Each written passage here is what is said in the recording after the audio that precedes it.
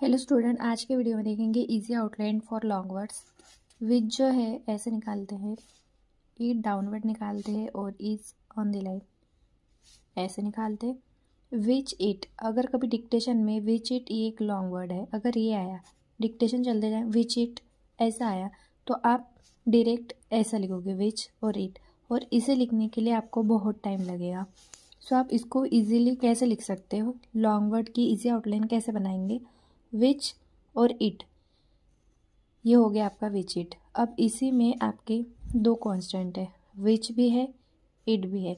अगर आपने following principle पढ़ा होगा तो आपको पता होगा, अगर किसी भी कांस्टेंट में टी या फिर डी ऐड करते हैं तो उसकी लेंथ जो है वो छोटी हो जाती है। तो इसमें विच यानी चे में टी ऐड हुआ है, विच की आउटलाइन चे की होती है, इट की आउटलाइन टी की होती है, तो इस चे में इस टी को ऐड किया गया, इसकी लेंथ उसी वजह से छोटी हो गई है। ठीक है, तो ये हो गया विच इट। अब जब कभी डिक्टेशन आए तो विच इट ऐसे ना लिख के ऐसे लिखिए, विच इट इज जो है वो ऐसा होता है, और विच इट हमें पता है ऐसा है, और विच इट इज कुछ इस तरह से होगा। विच इट को इज लगा दीजिए, दैट्स जो which it is, which it is. ठीक है, इफ जो है ऐसे लिखते हैं, इट ऐसे और इज ऐसे।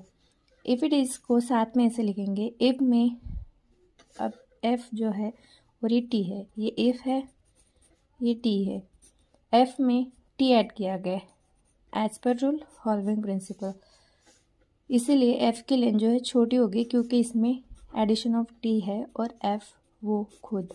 ठीक है, इसलिए इसकी लेंथ जो है वो क्या हो गई, डिक्रीज, छोटी हो गई है, इसीलिए वो छोटा हो गया। तो जब भी कभी इफ़ इट आए तो इस तरह होगा, और उसमें अगर इज लग जाए तो वो इस तरह से इफ इट इज। ठीक है,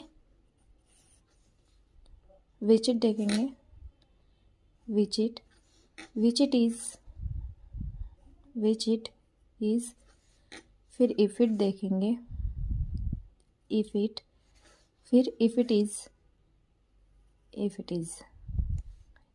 ठीक है, आपको इस तरह से इजी आउटलाइन बनानी है फॉर लॉन्ग वर्ड्स की।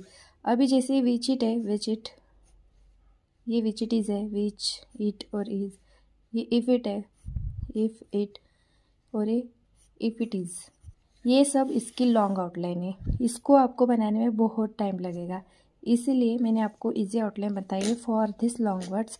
तो इसकी आपको 1 पेज प्रैक्टिस करनी है। Follow for more easy outline.